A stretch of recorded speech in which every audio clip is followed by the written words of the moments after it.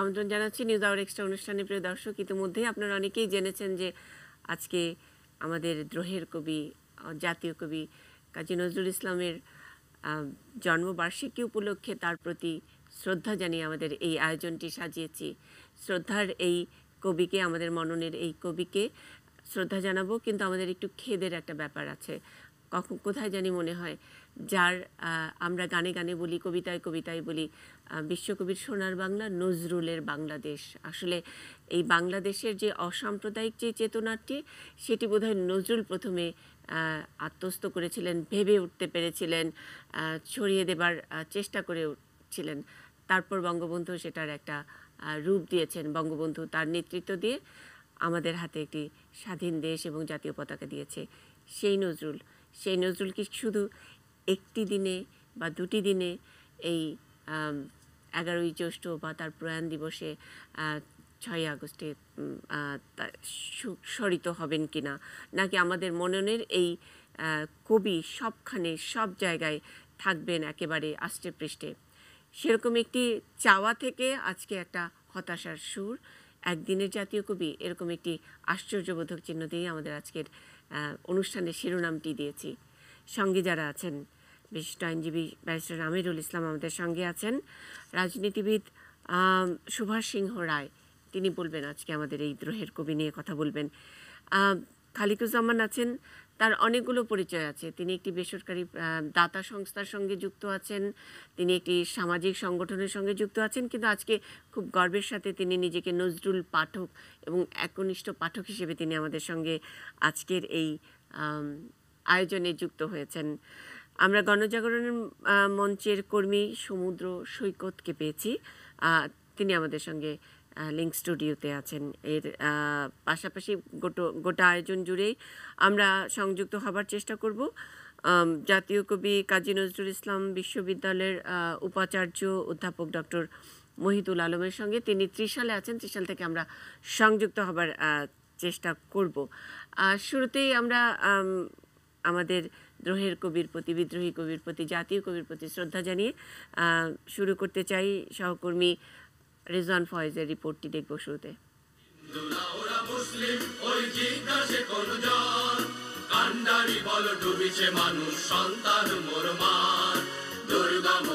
বাংলা সাহিত্যে তার আগমনটা অনেকটা ধূমকেতুর মতো। হঠাৎ করেই সবাইকে চমকে দিয়ে নিজ আলোয় চারিদিক আলোকিত করে। তাই তো এতদিন পরও বাংলা সাহিত্যে কাজী নজরুল ইসলাম এখনো সবচেয়ে গুরুত্বপূর্ণ, সবচেয়ে প্রভাবশালীদের একজন। কবিতা, গল্প, উপন্যাস কিংবা গানে সাহিত্যের প্রতিটি ক্ষেত্রে নজরুল ইসলাম ছাপ রেখে গেছেন তার অসামান্য প্রতিভা। তবে অন্যদের থেকে আলাদা হতে আরেকটু বেশি অন্যরকম যে বৈশিষ্ট্য থাকতে হয়, তার ক্ষেত্রে সেটি হয়তো ছিল তার জীবন দর্শনে। কাজী নজরুল ইসলামের জীবন দর্শন জুড়েই আছে অসাম্প্রদায়িকতা আর মানবতাবোধ। এমনকি তার সৃষ্টিকর্মের প্রভাব খালি চোখে দেখা যায়। 1926 সালের দিকে কলকাতা একটা ধর্মীয় মিছিলকে কেন্দ্র করে একটা বড় দাঙ্গা হয়েছিল। তার বিরুদ্ধে তিনি কান্ডারি হুঁশিয়ার নামে একটা কবিতা লিখেছিলেন এবং সেখানে বলেছেন যে কান্ডারি বলো ডুবিছে মানুষ, সন্তান মন মার। আর এর আগের লাইন আছে, হিন্দু না ওরা মুসলিম, ওই জিজ্ঞাসে কোনজন। এই নজরুল গবেষক বলছিলেন, এই উপমহাদেশে যখন ধর্মের নামে নানা বিভেদ, তখন কাজী নজরুল শুনিয়েছিলেন মিলনের মহামন্ত্র, মোরা একই বৃন্তে দুটি কুসুম, হিন্দু মুসলমান। তিনি আসলে লেটোর দলে গান গাইতেন। লেটোর দলে যখন গান গাইতেন তখন তিনি লোক সাহিত্য, বিশেষ করে হিন্দু মিথ, পুরাণ, এগুলির দ্বারা তিনি প্রভাবিত হয়েছিলেন। পাশাপাশি মুসলিম একজন হাফেজের কাছে তিনি আরবি ফার্সি শিখেছিলেন। তার কবিতায় যখন আমরা মিথ ব্যবহার করতে দেখি, অর্থাৎ পুরাণ ব্যবহার করতে দেখি, দেখা যায় যে তিনি হিন্দু পুরাণ ব্যবহার করছেন, সাথে সাথে মুসলিম পুরাণ ব্যবহার করছেন। একই কণ্ঠে হামনাথ এবং শ্যামা সঙ্গীতের সুরের মূর্ছনায় সবাইকে চমকে দিয়েছিলেন তিনি। ধর্মের জ্ঞান দিয়েই তিনি ভাঙতে চেয়েছেন ধর্মীয় অন্ধবিশ্বাসের শেকল। শ্যামা সঙ্গীত সেটাকে তিনি হিন্দুর বলে লেখেননি, বা ইসলামী গান যে মুসলমানের বলে লেখেননি। তিনি এই দুইয়ের মধ্যে মানবিক, উদার মানবিক চেতনাকে দেখেছেন। শুধু লেখা বা গানেই নয়, ব্যক্তি জীবনেও এই সম্প্রীতিবোধ ও অসাম্প্রদায়িক চেতনার চর্চা করে গেছেন বাংলাদেশের জাতীয় কবি নজরুল। এই নবজাগরণ জাত যে চেতনা, সেই চেতনার দ্বারা একটু পরিপুষ্ট একটি মানুষ, এবং যার ফলে তিনি তার বিবাহ করেছেন এইভাবে, সেখানে হিন্দু মুসলিম বিবেচনা করেননি, মানুষ হিসেবে দেখেছেন। একটু খেয়াল করলে দেখা যাবে বাংলাদেশের জন্মের ইতিহাসে রয়েছে নজরুলের সেই অসাম্প্রদায়িক সমাজ গড়ার আকাঙ্ক্ষাকে সত্যি করার স্বপ্ন, যেখানে সবার উপর মানুষ সত্য। Rezwan Faiz, ATN news, Dhaka. রেজওয়ান ফয়েজ যেখানে শেষ করলেন সেখান থেকে শুরু করতে চাই একজন পাঠককে দিয়ে, যেই খেদের সঙ্গে আমরা শিরোনামটি লিখেছি, একদিনের জাতীয় কবি কিনা, যে অসাম্প্রদায়িক চেতনা যেটা ভেতরে তিনি আমরা বলি নজরুলের বাংলাদেশটাকে ভেবেছিলেন, সেই নজরুলের দেশে কিন্তু এখন আমরা কে হিন্দু কে মুসলিম, কে মূর্তি পূজা করবে, কে মসজিদে যাবে, সেগুলো নিয়ে এক ধরনের দ্বন্দ্ব তৈরি হচ্ছে। আমরা রাষ্ট্রের গায়ে ধর্মের একটা পরিচয় দিয়ে দিয়েছি। আমরা কি এই একদিন দিন নির্ভর নজরুল চর্চা করছি বলেই কি এই জায়গায়? আসলে নজরুল চর্চাটাই বা কোথায়? মানে শুধু পাঠ্যপুস্তকে একটি কবিতা, একটি প্রবন্ধ, তারপরেই কি নজরুলের এই জাতীয় কবির মর্যাদাটা কি আমরা ঠিকভাবে রাখতে পারছি কি না? খালিকুজ্জামান, আমি আপনার কাছে জানতে চাই। কথাটা খুব কষ্টের। আপনি যে কথা খেদের সাথে বললেন, এই ক্ষেতটা আমি সারাক্ষণই অনুভব করি। কারণ আমরা যখন দেখি যে বাংলাদেশে নজরুল চর্চা, আপনি তো বললেন একদিন, আসলে সেই একদিনও হয় না। আজকে বাংলাদেশে আজকে জাতীয় কবির জন্মদিন, সেখানে আমরা জাতীয় কবিকে কিভাবে সম্মান জানাচ্ছে একটু আমরা যদি গভীরভাবে দেখি, সেটা মোটেও সমাচীন নয়। আর আমাকে যে অভিধা দিচ্ছেন নজরুল পাঠক, আমি সেই নজরুল পাঠকও ঠিকমতো হতে পারি না, কারণ আমি নজরুলের বই সব জায়গায় পাই না। আমি টাঙ্গাইলে জন্মগ্রহণ করেছি। আমি অনেক দিন বিদেশে থাকার পর যখন দেশে আসলাম, একটা অনুষ্ঠানে আমি আমার এক প্রিয়জনকে একটা বই উপহার দেব। আমি চিন্তাই করেছিলাম আমি নজরুলের একটা বই উপহার দেব। আমি টাঙ্গাইলের কোনো দোকানে নজরুলের কোনো বই পাইনি। তারপর আমি ঢাকায় আসলাম। ঢাকায় এসে বিভিন্ন দোকানে খুঁজছি, নিউ মার্কেটে খুঁজছি, এই বইয়ের দোকানে, তাদের কারো কাছে নজরুলের কোনো বই নাই। এক বইয়ের দোকানদারের সাথে আমি এক পর্যায়ে ঝগড়াই করলাম, আপনি বাংলাদেশের মানুষ, ঢাকা শহরে আপনি একটা বইয়ের দোকান খুলে বসছেন, অথচ আপনার কাছে নজরুলের কোনো বই নাই, জাতীয় কবির কোনো বই নেই। তখন তিনি আমাকে বললেন যে আপনি বই যদি কিনতে চান তাহলে নজরুল ইনস্টিটিউটে যান, ধানমন্ডিতে। এই যদি অবস্থা হয়, জাতীয় কবির বই যদি কোথাও না পাওয়া যায়, তাহলে আমরা কিভাবে নজরুল চর্চা করব, কিভাবে নজরুলের বই পাঠ করব, কিভাবে একজন পাঠক হব? এই ক্ষেত্রে আমি রাখবো কোথা থেকে যে বাংলাদেশে জাতীয় কবির বই বাংলাদেশে পাওয়া যায় না? তাকে পঞ্চগড়ের একজন মানুষকে নজরুলের বই পাওয়ার জন্য ধানমন্ডির নজরুল ইনস্টিটিউটে আসতে হবে, অথবা কক্সবাজারের একজন মানুষকে ধানমন্ডিতে আসতে হবে। এটা তো কোনোভাবেই সম্ভব না। আমরা ইচ্ছাকৃতভাবে অথবা অনিচ্ছাকৃতভাবে নানা রকম প্রতিবন্ধকতা সৃষ্টি করে রেখেছে নজরুলের জন্য, নজরুল চর্চার ক্ষেত্রে। এটা সর্বত্র। আপনি একটু বিস্তারিত শুনতে চাই, ইচ্ছাকৃত এবং অনিচ্ছাকৃত। আর আপনি বলেছেন ইনস্টিটিউট হওয়ার কারণেই কি আসলে নজরুল এই যে ব্যাপকভাবে, আগে তো পাওয়া যাবে তারপরে পঠিত হবে, পাঠ্যপুস্তকে থাকুক আর নাই থাকুক, হাতের কাছে নজরুলকে পাওয়া গেলে না পড়ে যাবে কোথায়? সেই জায়গাটা কি আসলে ইনস্টিটিউট হওয়ার কারণে কিছুটা সীমিত হয়েছে বলে মনে করেন? আমি ইচ্ছাকৃত এবং অনিচ্ছাকৃতটা একটু বিস্তারিত শুনতে চাই। এই কথাটা খুব একটু বাজে শোনাবে। এটা নজরুল ইনস্টিটিউটের জন্য দায়ী কিনা সেটা আমি বলতে পারবো না। আমার মনে হয় না। আমার মনে হয় যে নজরুল ইনস্টিটিউট, আমি ব্যক্তিগতভাবে গত 2 বছর যাবৎ নজরুল ইনস্টিটিউটের সাথে যোগাযোগ করে যে একটা সমাধানে আসার চেষ্টা করছি, যে নজরুল বইকে যাতে এই কুমিল্লার একটা বইয়ের দোকানেও যাতে পাওয়া যায়, পঞ্চগড়ের একটা বইয়ের দোকানেও যাতে পাওয়া যায়, সেই জন্য নজরুলের বই সরবরাহ করার একটা উদ্যোগ আমরা সমবেতভাবে নিচ্ছি, নজরুল ইনস্টিটিউট এবং আমি এবং আমার সাথে যারা কাজ করছে তারা।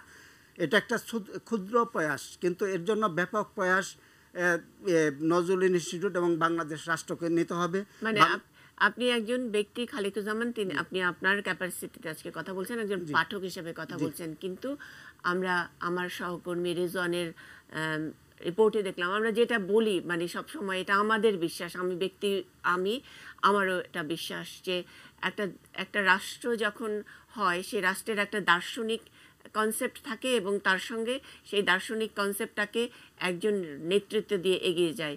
যদি আমরা বলি দার্শনিক কনসেপ্টটা আসলে নজরুলই প্রথমে আলো দেখিয়েছিলেন। আমরা মনে মনে বলি যে নজরুলের বাংলাদেশ, সেই মানুষটির সেই কবির বই আপনি একজন পাঠক, আপনি নজরুল ইনস্টিটিউটের সঙ্গে রীতিমতো ঝগড়া করে ছড়িয়ে দেওয়ার উদ্যোগ নিচ্ছেন আজকে 2017 সালে, যেই দেশের জাতীয় কবি কাজী নজরুল ইসলাম। ব্যাপারটা কি আমাদেরকে অনেক বেশি বিব্রত, অনেক বেশি লজ্জিত হওয়ার মতো নয়?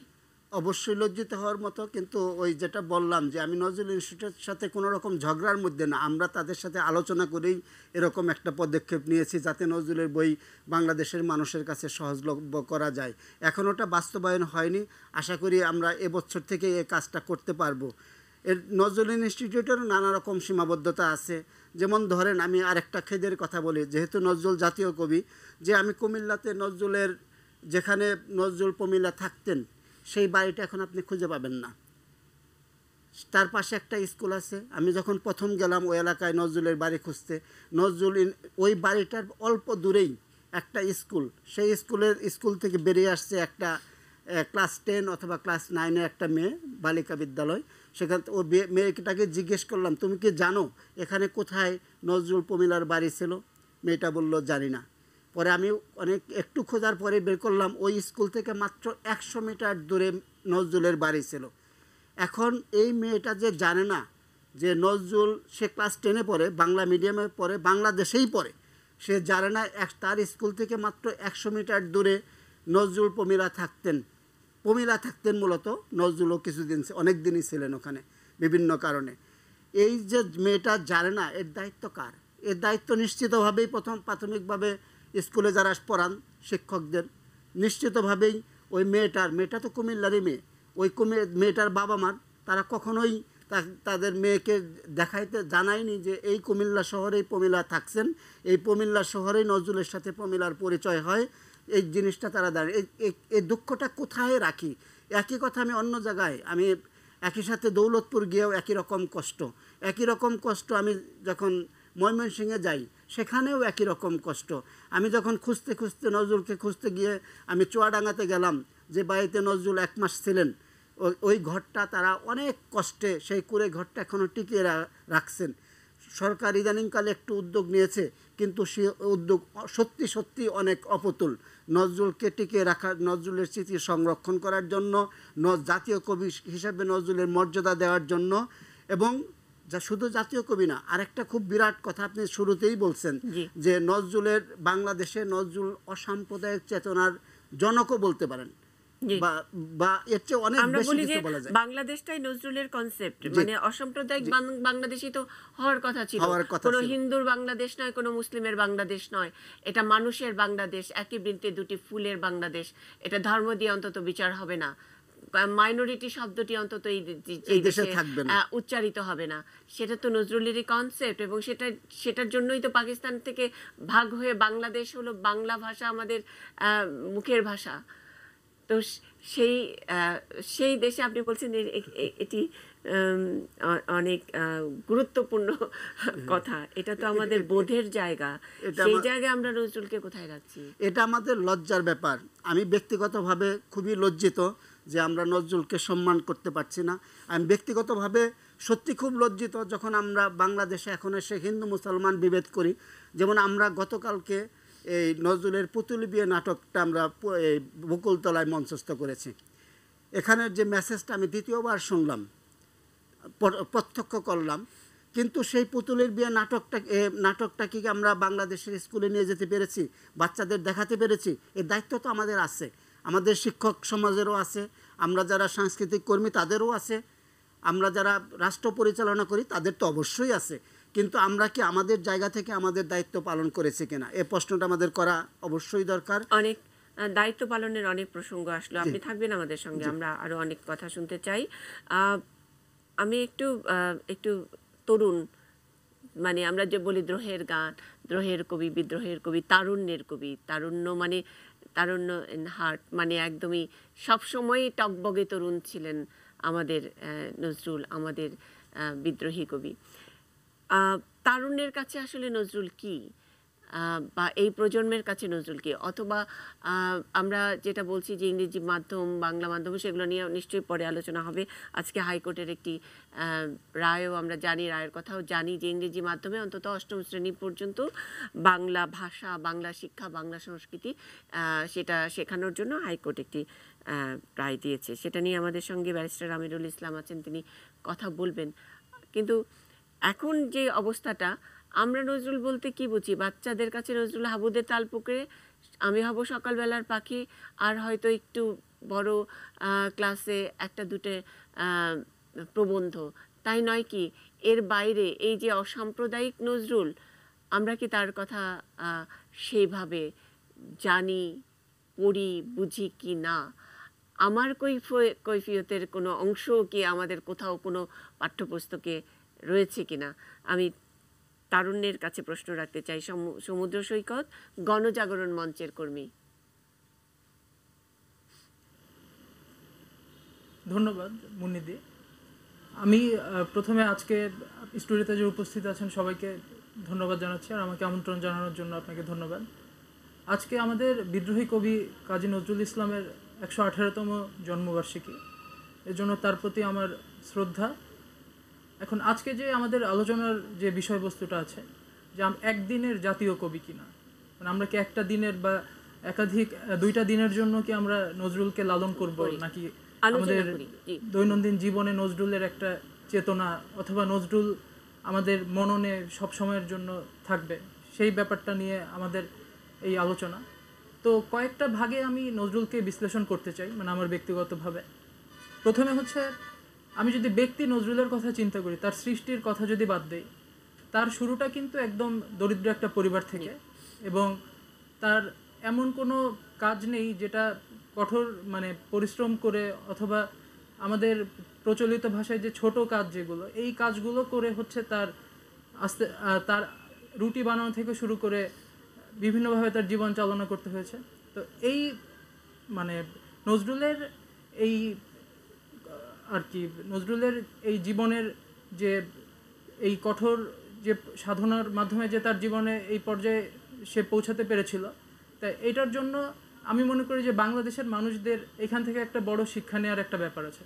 কারণ আপনি দেখবেন যে আমাদের দেশের বেশিরভাগ মানুষ, তারা কিন্তু একটু নিম্ন মধ্যবিত্ত, বা সবাই শিক্ষার প্রকৃত পজিটিভ শিক্ষাগুলো তারা পাচ্ছে না গ্রাম অঞ্চলে। কিন্তু নজরুলকে তারা কিন্তু আদর্শ মনে করতে পারে, কারণ সে এত ঘাত প্রতিঘাত সহ্য করে কিন্তু সে তার ক্রিয়েটিভিটি, মানে তার প্রতিভা কিন্তু সে প্রকাশ করতে পেরেছে। এবং আমাদের ব্যাপার হচ্ছে অসাম্প্রদায়িক চেতনা। যদি বাংলাদেশে, যদি আমরা এই ব্যাপারটা অনেক প্রচলিত একটা কথা, অসাম্প্রদায়িক বাংলাদেশ বা অসাম্প্রদায়িকতা, এইটার চর্চা আমরা যদি নিজেদের মতো করে করতে চাই, বা ব্যক্তিগতভাবে যদি এটা আমাদের মননে লালন করতে চাই, তাহলে নজরুল চর্চার আমাদের আসলে কোনো বিকল্প নেই এই মুহূর্তে। আমাদের একটা আশীর্বাদ বলা যেতে পারে যে নজরুলের সংস্পর্শে আমরা খুব কাছাকাছি আসতে পেরেছি। আমাদের এই বাংলাদেশের জাতীয় কবি তিনি, এবং শেষ সময়টাতেও তিনি বাংলাদেশে ছিলেন। তবে আমাদের আরেকটা আক্ষেপের জায়গা আছে। আমরা দেখেছি যে ধর্মান্ধ গোষ্ঠী, তাদের কথায় নজরুলের লেখা আমাদের বাদ দিয়ে দেওয়া হচ্ছে। যেখানে নজরুলকে ছড়িয়ে দেওয়া উচিত সারা দেশের সব জায়গায়, সেখানে যদি আমরা নজরুলকে যদি আমরা যে বই মানে প্রবন্ধটা ছিল, এই প্রবন্ধই যদি বই থেকে বাদ দিয়ে দিই, যে বই লাখ লাখ ছেলেমেয়েরা পড়ে, তাহলে আমরা আসলে তখন আসলে বলতে হয় যে নজরুল ওই একটা দুইটা দিনের জন্যই আসলে, মানে সার্বজনীন সার্বক্ষণিক লালন করার, তার মানে ওই বাদ সুযোগটাই তো আমাদের বন্ধ করে দেওয়া হচ্ছে। আপনি সমুদ্র সৈকত, আপনি বাদ দেওয়ার প্রসঙ্গটি যেটা তুললেন, সেটা হলো যে সম্প্রতি আমাদের যে বাংলা মিডিয়ামের যে পাঠ্যসূচি আছে, সেখানে যে কিছু সুপারিশ করা হয়েছিল, এবং আমরা সকলেই জানি হেফাজতে ইসলাম বা কিছু ধর্মীয় গোষ্ঠী, তারা আড়ালে আবডালে করে এটা যারা এই পাঠ্যপুস্তকের সঙ্গে জড়িত বা নীতি নির্ধারক যারা আছেন, তাদেরকে কোনোভাবে মোটিভেট করতে পেরেছেন, একটা তালিকা ধরিয়ে দিয়েছেন এবং আস্তে আস্তে এই তালিকা মতো বইগুলো চেঞ্জ হয়েছে। সেখানে কিন্তু বাদ যায়নি নজরুলও। আমি বলতে চাই যে নজরুলের যেই লেখা, আপনি যেটা বলছিলেন যে আরও বেশি বেশি করে নজরুল থাকবে, জাতীয় কবি মানে যে আচ্ছা একটি রবীন্দ্রনাথ আছে একটি নজরুলও আছে, এই ব্যালেন্স কি নজরুল ডিজার্ভ করে নাকি নজরুল আরও বেশি থাকার কথা? এটা তো একটি বড় প্রশ্ন। তার বাইরে যদি বলি যে তারপরেও নজরুল বাদের তালিকা থেকে নজরুল বাদ যাওয়ার মতো স্পর্ধাও কিন্তু দেখিয়েছে। নজরুলের বাঙালির বাংলা এই এই প্রবন্ধটি বাদ হয়েছে। এর বাইরে আরও অনেক তাদের সুপারিশ ছিল। এই প্রবন্ধটি যদি আমরা সকলে একটু পড়ে নেই তাহলে বুঝতে পারবো যে কোন নজরুলকে তারা চায় না। সুতরাং নামের পেছনে নজরুল কাজী নজরুল ইসলাম তাতেই কিছু যায় আসে না। অসাম্প্রদায়িক যে চিন্তা, সেই চিন্তায় সেটা নজরুল হোক আর অন্য কেউ বা হোক, কেউ বাদ যাবে না এই বাংলাদেশের এই ধর্মান্ধদের যে থাবা তা থেকে। আমি আপনার কাছে আরও আসবো, যেটা আমি বলছি যে জাতীয় কবি বলতে আসলে আমাদের বাচ্চারা কি একটু কি বোঝেন কিনা, যে আমি হব সকালবেলার পাখি থাকবে, হাবুদের তাল পুকুরে থাকবে, তারপরে হয়তো আরেকটু বড় হয়ে আরও দু একটি কবিতা অথবা দু একটি প্রবন্ধ থাকবে।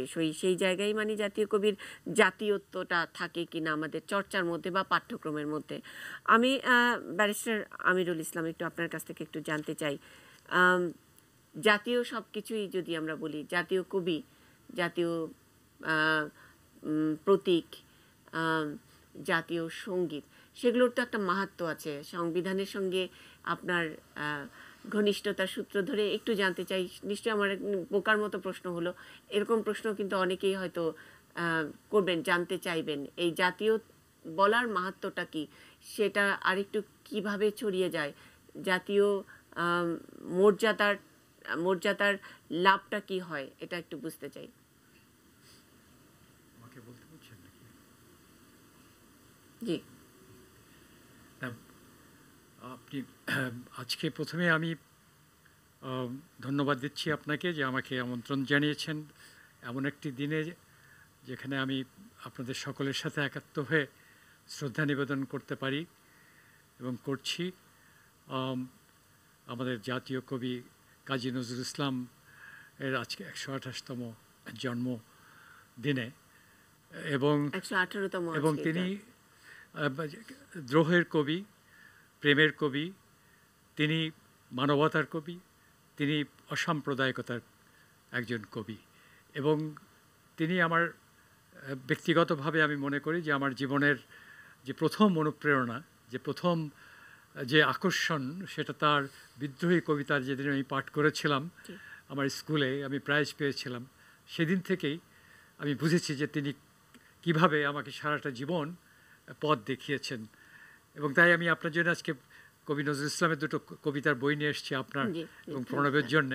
আমি ভেবেছিলাম যে আপনি কবিতা নিয়ে কথা বলবেন এবং কবি নজরুল ইসলামকে নিয়ে কথা বলবেন। আজকে হাইকোর্টের বিষয়টা এনে এটা খুব একটা আমার মনে হয় যে খুব একটা ব্যতিক্রমী বিষয়টা নাইবা গেলাম, বরং আমার স্মৃতির কথা বলি। আমার খুব শিশু বয়সে কাজী নজরুল ইসলাম সাহেবের তার একটা স্মৃতি আছে। সেটা হচ্ছে যে উনি, আপনারা জানেন যে আমরা কুষ্টিয়া নদিয়া জেলার অংশ ছিলাম এবং উনি মৃত্যু ক্ষুধা লিখেছিলেন কৃষ্ণনগরে বসে, প্যাকেলের মার কথা আপনাদের নিশ্চয়ই মনে আছে। এবং সেই সময় উনি কুষ্টিয়াতে বেশ ঘন ঘন আসতেন এবং একটা সময় আমি তাকে দেখলাম, আমি তখন খুবই শিশু বয়স আমার, 40 দশকে। এই সালটা নিশ্চয়ই খুঁজে পাওয়া যাবে যে কোন সালে এক্স্যাক্টলি এসেছিলেন। সেটা হচ্ছে আসামে একটা খুব প্রবল ভূমিকম্প হয়েছিল এবং এত বেশি লোক মারা গিয়েছিল এবং ধ্বংস হয়েছিল। তো সেইটা উনি সেদিন কুষ্টিয়াতে, তো সেই খবরটা পাওয়ার পরে ওকে দেখলাম হাই রোডে, উনি একটা হারমোনিয়াম গলাতে ঝুলিয়ে ওই গান গাচ্ছে যে ভিক্ষা দাও মা এ পুরবাসী বলে গান গাইছেন। আর তার পেছনে তার বেশ কিছু পিছনে চাদর ধরে ভলেন্টিয়ার্সরা আছে, তারা ওই তারা টাকা পয়সা ইত্যাদি দিচ্ছে এবং সেইটা দৃশ্যটা আমার দেখার সুযোগ হয়েছিল। এই আমার প্রথম তার সাথে দেখা। দ্বিতীয় তো হচ্ছে যে আমরা যেখানে আপনি বললেন আমাদের নজরুল বিশেষজ্ঞ উনি বললেন যে চুয়াডাঙ্গাতে উনি গিয়েছেন। উনি আমাদের যে এখানে মুজিবনগর বৈদ্যনাথ তালা ওর আশেপাশেই উনি ছিলেন। যখন উনি ওই আপনার মৃত্যু ক্ষুধা লিখছেন তখন কিন্তু এই অঞ্চলগুলো সব তিনি দেখেছেন। তো সেই দিক থেকে কবি নজরুল ইসলাম আমাদের জীবনের, আমার নিজের জীবনের যেমন প্রেরণা, আমরা তার গান দিয়ে আমাদের যুদ্ধের সময় আমাদের বেতার থেকে তার গান আমাদের মুক্তিযুদ্ধের প্রেরণা জুগিয়েছে। এবং বঙ্গবন্ধু যখন ফিরে এলেন এবং ফিরে আসবার পর যে উনি কলকাতাতে গেলেন, কলকাতাতে গেলেন তখন উনি, আমি ওনার ডেলিগেশনসের অংশ ছিলাম। তো যখন রাজভবনে শ্রীমতী ইন্দিরা গান্ধীর সাথে, এটা আগেই বলা ছিল যে উনি নজরুল পরিবারের সাথে দেখা করবেন, আর আমাদের একজন অ্যাডভোকেট ছিলেন সবিতা পাল, তার সাথে দেখা করবেন। তো সেই জন্য নজরুল পরিবারের লোকেরা এসেছিলেন। তো ডিনারের পর একটা আপনার গীতিনাট্য হওয়ার পর, কালচারাল ফাংশন শেষ হওয়ার পর রাজভবনে এটা হচ্ছে, তখন নজরুলের পরিবার ওরা এসছেন। তো তখন উনি বললেন যে তোমার বাবাকে আমি নিয়ে যেতে চাই বাংলাদেশে। তো সেইটা পরে আমাদের আওয়ামী লীগের কালচারাল সেক্রেটারি ছিলেন মোস্তফা সরোয়ার, পরে যে কবি নজরুল ইসলাম সাহেবকে নিয়ে আসলেন এবং তিনি বাংলাদেশে এলেন। এবং ওনার যে ওনার যে ইচ্ছাটা ছিল যে কবর দিয়েও মরে যেখান থেকে আজান শুনতে পায়, তো সেই গানটি যে উনি গেয়েছিলেন এবং লিখেছিলেন, তো সেই অতএব সেই ইচ্ছাটা তার পূর্ণ হয়েছিল। তো সেদিক থেকে আমি মনে করি যে আমার মতো আমার সময়ের যারা ছিলেন, আমরা ছোটোবেলায় এইগুলোই পড়েই মানুষ হয়েছি, এগুলোতে ইন্সপায়ার্ড হয়েছি। এবং আমাদের ভিতরে তর্ক বিতর্ক হতো ওই ছোট বয়সে যে নজরুল বড় না রবীন্দ্রনাথ ঠাকুর বড়, এইটা নিয়ে ডিবেট হতো। তো আমরা সেই আলাপ আলোচনাগুলো করতাম। সেই তর্কের ঊর্ধ্বে আমাদের তার তর্কের ঊর্ধ্বে বাংলাদেশের যে প্রেরণা, বাংলাদেশের যে কনসেপ্ট আমরা যেটাকে বলি, সেটা নজরুল পুরোটাই নজরুল তার কাজ, তার সৃষ্টি, সেগুলো দিয়ে ঠিকভাবে ট্রান্সলেট করেছেন। ট্রান্সলেট বলছি যে একেবারে সহজ সরল, আমরা যেমন করে বলি ভাবি, বাঙালি যেভাবে বলে, বাংলাদেশের মাটি যেমন করে ভাবে তেমন করেই নজরুল ভেবে দিয়ে গেছেন, ছাপার অক্ষরে লিখে দিয়ে গেছিলেন। সেই নজরুল আমাদের জাতীয় কবি। আমরা বলছি এই জাতীয় যে মর্যাদা, জাতীয় খেতাবের যে মর্যাদা, শুধুমাত্র দুটি দিন তাকে বিশেষভাবে পালন করা, একটি ইনস্টিটিউট করা, কয়েকটি ছোট ছোট জাদুঘর বা একটি বিশ্ববিদ্যালয় করা, নাকি আমাদের পাঠ্যক্রম মানে প্রজন্ম থেকে প্রজন্মান্তরে তার যে কনসেপ্টটা, সেটা আমাদের দেশ পরিচালনায় তার কনসেপ্টটা থাকাটা, এই জাতীয়তা বা জাতীয় কবির প্রতি মর্যাদাটা ঠিকভাবে দেখানো হয়। আমার প্রশ্নটা আসলে এটাই। এই প্রশ্নের নিশ্চয়ই জবাব দেবেন। আমরা একটা বিরতিতে যাব। বিরতির আগে একজন দর্শক অনেকক্ষণ ধরে অপেক্ষা করছেন, ফোনটি নিব। হ্যালো হ্যালো মুনিয়াপু, আমি আপনাদের প্রোগ্রাম দেখছি, ভালো লাগছে। অনেক ধন্যবাদ। নজরুলের উপর একটা এরকম প্রোগ্রাম হচ্ছে এবং আপনি সেটা পরিচালনা করছেন, খুবই ভালো লাগছে। তো আমার কোশ্চিন ছিল, জি প্লিজ, এটা ডক্টর খালেকুজ্জামানের কাছে। জি, উনি বলেছেন, আমি কি বলবো? জি জি প্রশ্ন।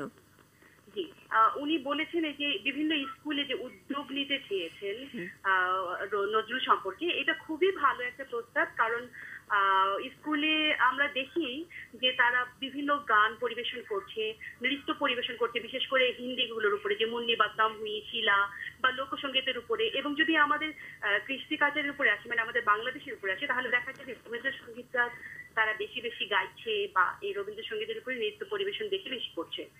কিন্তু আমরা নজরুলের দিকে যদি আসি, তাহলে ক্ষেত্রে দেখা যায় যে নজরুলের মাত্র গুটি কয়েক গান পরিবেশন হচ্ছে। আমি নৃত্যের ক্ষেত্রে যদি আসি, তাহলে দেখা যায় যে মোমেরও পুতুল মোমের দেশের মেয়ে, রুম ঝুম রুম ঝুম রুম ঝুম ঝুম, হ্যাঁ, এই দু তিনটি গানই দেশে পরিবেশন করতে দেখা যায় বা নৃত্য পরিবেশন করতে দেখা যায়।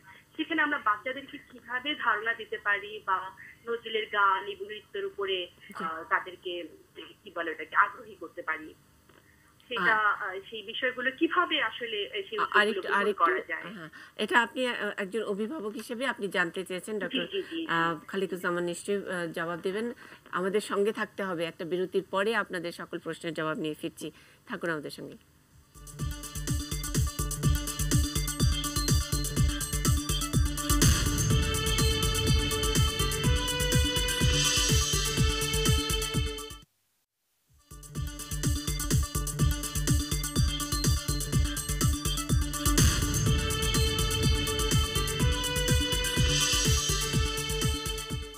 নিউজ আওয়ার এক্সট্রা দেখছেন। আমরা বিদ্রোহী কবির প্রতি, আমাদের বাংলাদেশের জাতীয় কবির প্রতি শ্রদ্ধা জানিয়ে আজকের আয়োজন সাজিয়েছি।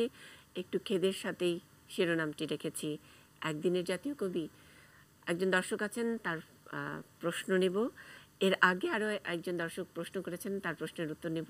বিরতিতে যাওয়ার আগে ব্যারিস্টার আমিরুল ইসলামের কাছে প্রশ্ন রেখেছি, সেই প্রশ্নেরই সম্পূরক প্রশ্ন রাজনীতিবিদ সুভাষ সিংহ রায়ের কাছে, তিনি একটু যোগ করবেন, তারপরে সব প্রশ্নের জবাব নেব। দর্শক, হ্যালো, ওয়ালাইকুম আসসালাম। আমি বাংলাদেশ ওয়ারিদ চৌধুরী বলছি। জি, প্রশ্ন। সুভাষ সিংহ রায় কাছে। আচ্ছা, প্রশ্ন।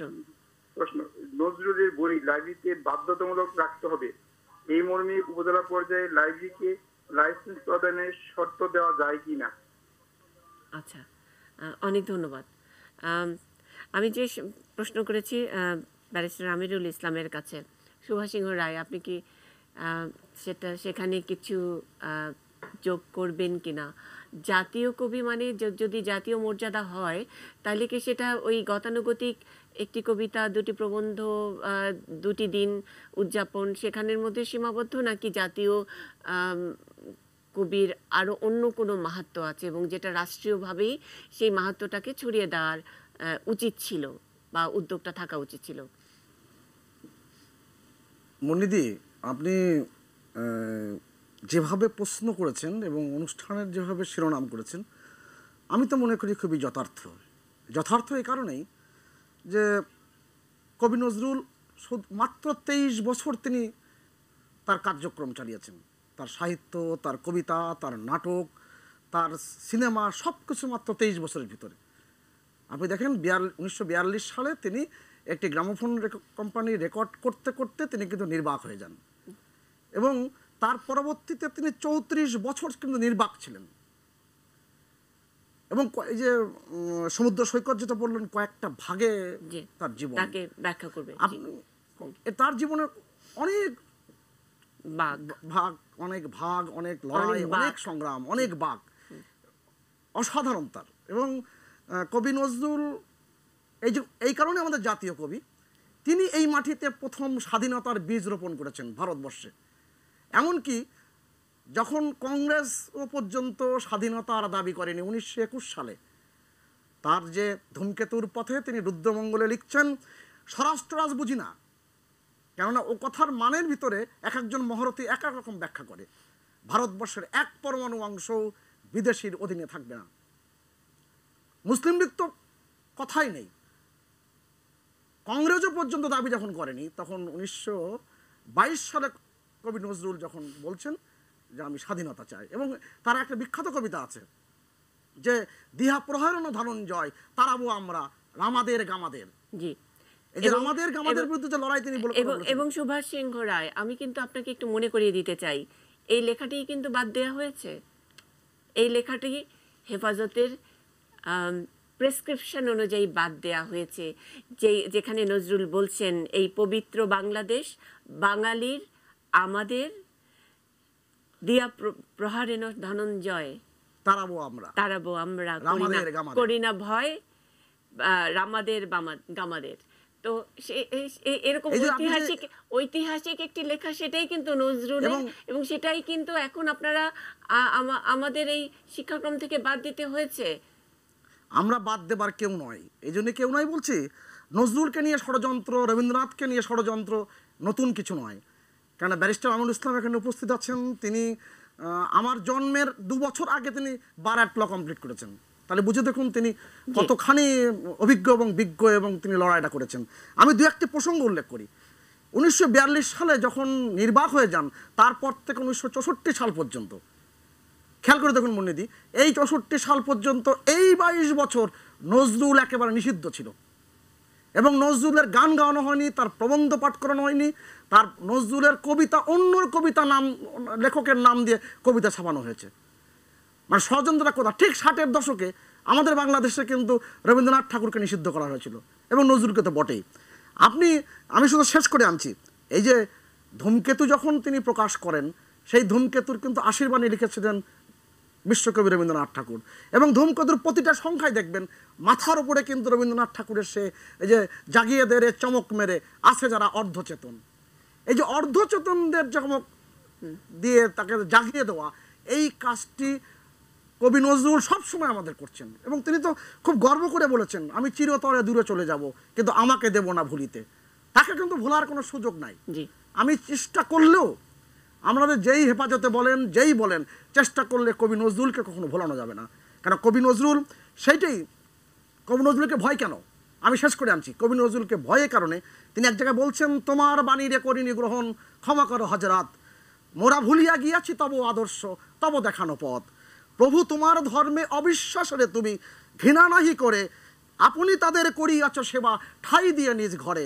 ভীম ধর্মের পূজা মন্দির ভাঙিতে আদেশ দাউনি হে বীর, প্রভু তোমার আজিকে সহ্য করিতে পারি না পরমদ, তুমি চাহো নাই ধর্মের নামে গ্লানি কর হানাহানি, তলোয়ার তুমি দাও নাই দিয়েছ আমর বাণী।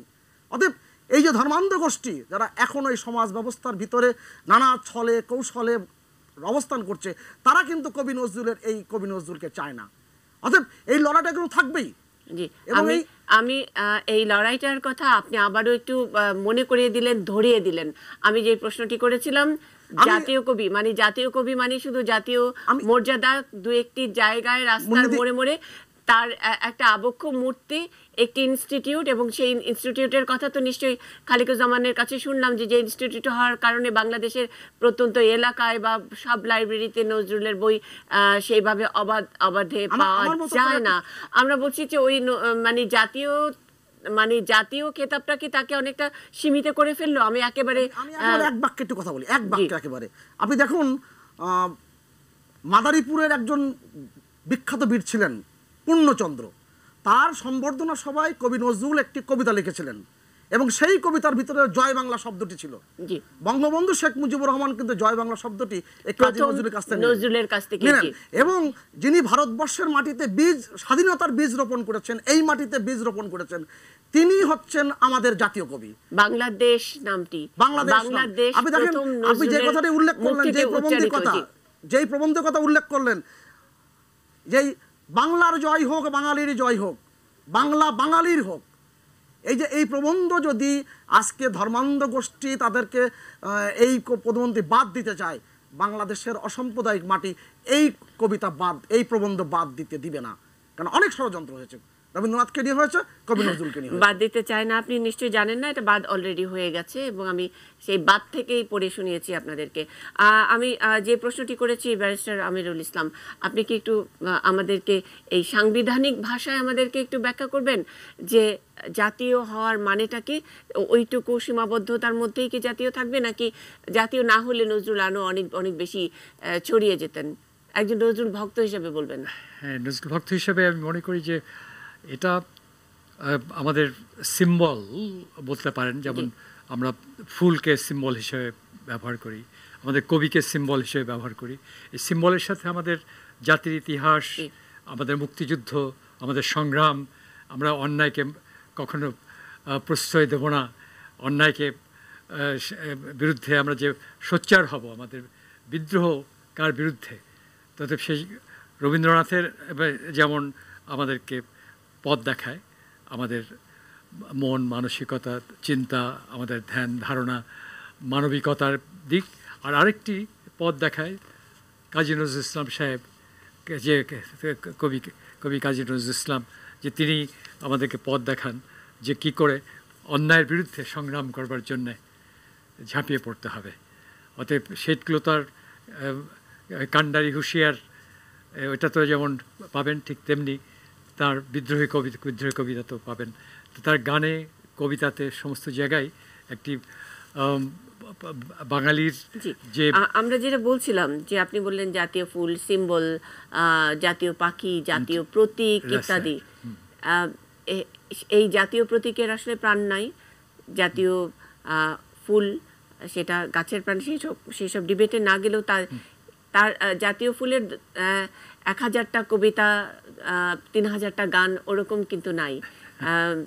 সুতরাং যাকে আমরা জাতীয় কবি বানালাম, যার সৃষ্টি আছে, যার চিন্তা আছে, যেটি চলমান, সেটা যখন নাকি জাতীয় মর্যাদা পায়, তাহলে সেই জাতির বোধে, মননে, মুখস্থ করা সব কিছুর মধ্যে, চলনে বলনে সবখানেই তো সেই বোধটি সঞ্চারিত হবে।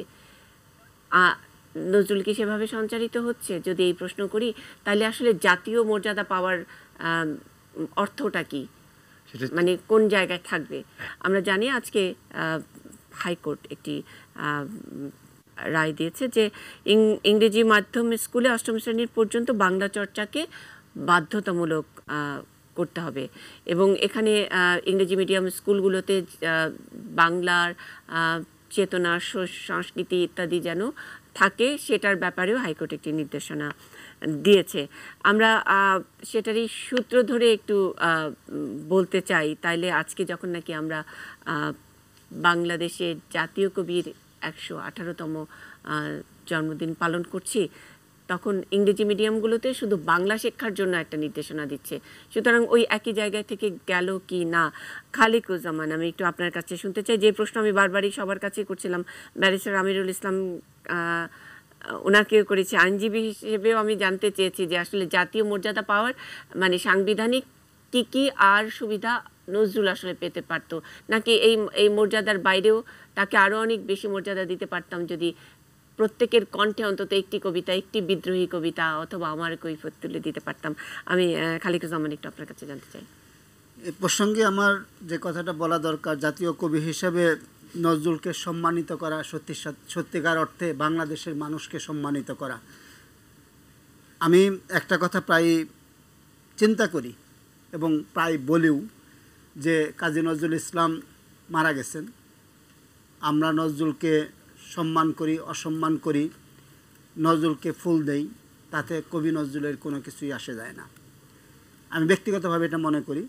কিন্তু কবি নজরুলকে যখন আমি সম্মান করি, কবি নজরুলকে যখন চর্চা করি, তখন আমি আমাদের জন্য, বাংলাদেশের জন্য একটা বিরাট কিছু করে যাই। এই কারণে যে কাজী নজরুল ইসলাম, আমরা আলোচনায় একটু আগে শুনলাম, বাংলাদেশের জন্মের সত্যিকার ভিত্তি কাজী নজরুল ইসলামের চেতনা।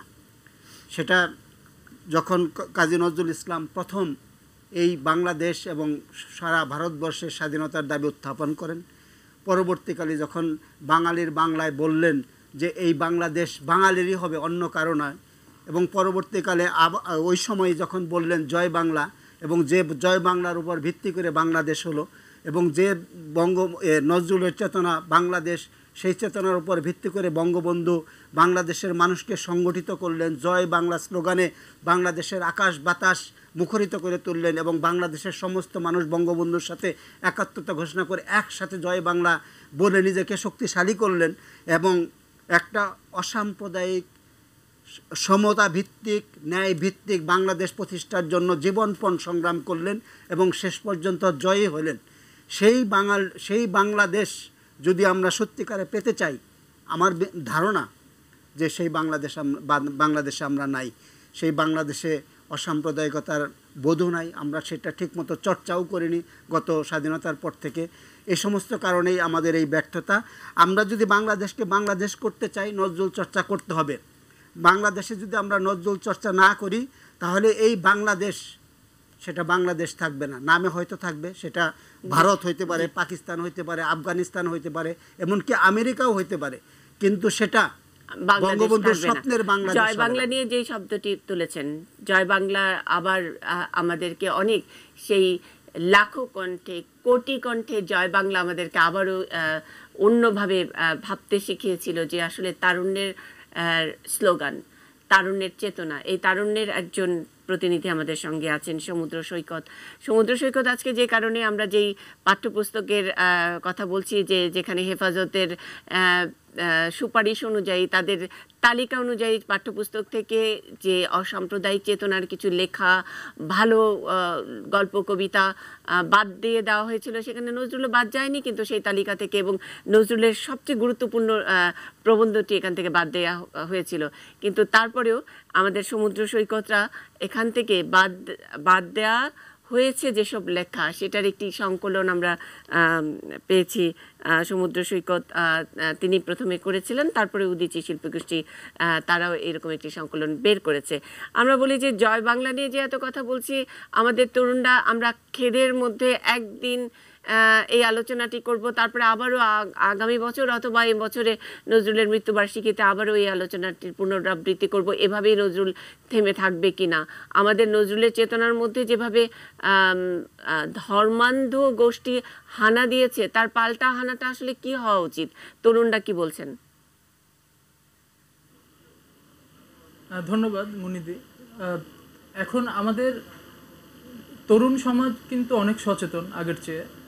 গত 4-5 বছরে দেখবেন যে গণজাগরণ মঞ্চের আন্দোলনের পর থেকে এই জয় বাংলা শব্দটি কিন্তু একটা সময়ে বলতে মানুষ মানে একটু অসংকোচ বোধ করত, কিন্তু এখন দেখবেন যে এই ব্যাপারটা এত সহজে সাবলীলভাবে মানুষ বলতে পারে।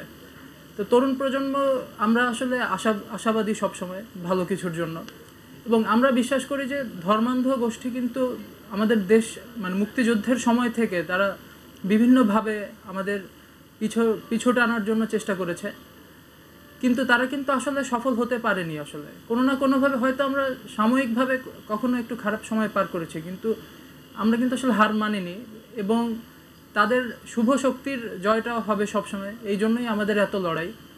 আর আরেকটা ব্যাপার হচ্ছে যে নজরুলের চেতনাটা যেটা মানে সমাজে ছড়িয়ে দেওয়ার যে ব্যাপার, তো অসাম্প্রদায়িক চিন্তা চেতনার ধারক হচ্ছে নজরুল। অসাম্প্রদায়িক চিন্তা চেতনা যারা লালন করতে চায় না, তারাই নজরুলকে আসলে চায় না।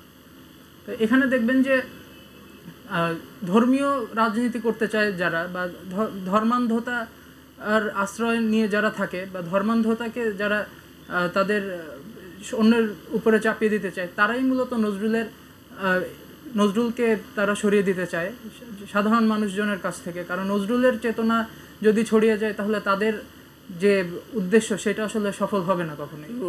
আর আরেকটা বিষয় হচ্ছে যে নজরুলের সাহিত্যের মান কিন্তু অত্যন্ত উচ্চমানের। এই সাহিত্যের ব্যাপারটা কিন্তু আমাদের ক্ষেত্রে অনেক সময় সহজবোধ্য বা সুখপাঠ্য নাও হতে পারে অনেকের ক্ষেত্রে। ধর্মান্ধ গোষ্ঠী নজরুলকেও অস্বীকার করতে চায়, সেটা কি আসলে এতই সহজ কিনা? কারণ হামনাত করতে গেলেও তো আমার নজরুল লাগবেই, আর ওইদিকে শ্যামাসঙ্গীত করতে গেলেও নজরুল লাগবেই। আমরা একটু সুভাষ সিংহ রায়ের কাছে এটুকু শুনতে চাই, এক শেষ মন্তব্য। মুন্নিদি, যতই ষড়যন্ত্র হোক, কখনোই কাজী নজরুলকে আমাদের থেকে দূরে রাখা যাবে না। আমি খুব আশাবাদী মানুষ। এই নতুন প্রজন্মের যারা আজকে এখানে বসে যে সমুদ্র সৈকত কথা বললেন, নতুন প্রজন্মের ভিতরে কিন্তু সেই সুরটি ছড়িয়ে পড়েছে। আপনি আমাদের যে বাংলাদেশ বেতার, এই বেতারটি প্রথম 1939 সালে কিন্তু নাজিমউদ্দিন রোডে প্রতিষ্ঠিত হয়। এই নাজিমউদ্দিন রোডের এই যে প্রথম প্রতিষ্ঠিত হওয়ার, এই যে ঢাকা ধ্বনি বিস্তার কেন্দ্র নাম দিয়েছিলেন কবি নজরুল, তিনি এসে যে গান প্রথম পরিবেশন করেছিলেন, সেই সুর কিন্তু ছড়িয়ে পড়েছিল, এবং এই সুর কিন্তু থামানো যায়নি। এবং আমাদের আজকে যে জাতীয় কবির যে মর্যাদার কথা যেটা বলা হচ্ছে, আমাদের নতুন প্রজন্ম কিন্তু এগিয়ে চলেছে। আমি ভৈরবে যে গত বছর ডিসেম্বর মাসে, কেননা এই ঢাকা ধ্বনি বিস্তার কেন্দ্র যেটা বাংলাদেশ বেতার পরবর্তীতে 16 ডিসেম্বরে কিন্তু 1939 সালে চালু হয়েছিল। আপনি দেখেন, সেই আজকের আমি ভৈরবে যে দেখেছি গত বছর 500 ছাত্রছাত্রী, তারা যখন রবীন্দ্রনাথ এবং নজরুল নিয়ে তাদেরকে 100টি প্রশ্ন দেওয়া হয়েছে, আমি বিস্মিত হয়েছি, আমি আনন্দিত হয়েছি। তারা প্রায় সকলেই 97-98 নম্বর পেয়েছে।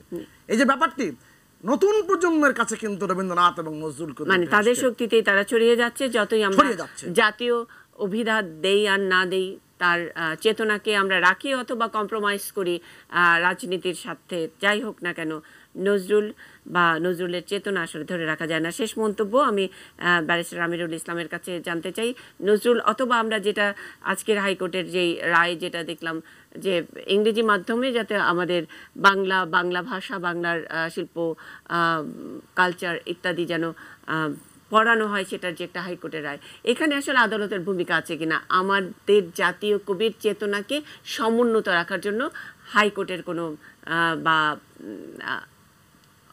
মানে কোনো ভূমিকা আছে কিনা? এটা আমার কাছে এই প্রশ্নটা একটু অদ্ভুত বলে মনে হয় যে আপনার ছেলে মেয়েদেরকে তার মায়েরা কোথায় পড়াবে এবং কি পড়াবে না পড়াবে এই ব্যাপারে যদি তারা নিজেদের সচেতন না হয় এবং তারা যদি একটা মেকি জিনিসের পিছনে ছুটতে থাকে, তাহলে তো এটা একটা সাংস্কৃতিক মনোভাব যদি বাপ মার বিলুপ্ত হয়। আর টেক্সট বুক বোর্ড যদি তার যখন ছাপায় তখন সেটা যে এই সমস্ত যেগুলোকে বাদ দেওয়া হয় যেটা আপনি বললেন, তাতে তো আমার কাছে মনে হচ্ছে যে এই সবগুলোই এটি বাণিজ্যিক মনোভাব থেকেই সৃষ্টি বলে আমার কাছে ধারণা হয়। অতএব আমরা যদি আমাদের সন্তানদের শিক্ষার ক্ষেত্রে সেটাকে বাণিজ্যকরণ করি, আমাদের রাজনীতি যদি বাণিজ্যকরণ হয়, আমাদের টেক্সট বুক বোর্ড সেখানে যদি বাণিজ্য প্রাধান্য হয়, তাহলে পরে তো আমাদের সংস্কৃতি কোথায় টিকবে? তো এটা কি আপনি হাইকোর্ট দিয়ে সংশোধন করবেন? কিন্তু হাইকোর্টে তো একটা সংশোধন আসলো এবং হাইকোর্টের রায় তো মানতেই হবে। আপনি আজকের ঘটনাটি নিশ্চয়ই আপনি খেয়াল করেছেন, বিচারপতি শেখ হাসান আরিফ এবং বিচারপতি মোহাম্মদ বদরুজ্জামানের হাইকোর্ট বেঞ্চ আজকে এই রায়টি দিয়েছে। এটা খুবই ভালো হয়েছে, কিন্তু আমি যেটা বলতে চাই যেটা হাইকোর্ট পর্যন্ত যেতে হলো কেন? আপনার পাঠ্যপুস্তক করার জন্য হাইকোর্টে যেতে হচ্ছে কেন? আমাদের এই ইংরেজি মিডিয়াম ইংরেজি মাধ্যমগুলোতে যাতে অষ্টম শ্রেণী পর্যন্ত স্ট্যান্ডার্ড পর্যন্ত বাংলা পড়ানো হয়, বাংলা আমাদের ইতিহাস সংস্কৃতি সেইভাবে আমাদের ছেলে মেয়েদেরকে পাঠ্যক্রমে যাতে থাকে, সেটার একটা রায় হয়েছে। সেটা করতে হলে পরে আমি যেটা মনে করি সেটা হচ্ছে যে এই পাঠ্যপুস্তক যে বোর্ড, এই বোর্ডের কাছ থেকে এটাকে সরিয়ে এনে ইংরেজি মিডিয়ামটা আসলে পাঠ্যপুস্তক বোর্ডের অধীনে নয়, এটা একটা আলাদা যার যার নিয়ন্ত্রণে একেবারেই, এটা সরকারি কেন্দ্রীয় নিয়ন্ত্রণের মধ্যে নাই। বইয়ের কথা বলছি, বইয়ের কথা বলছি।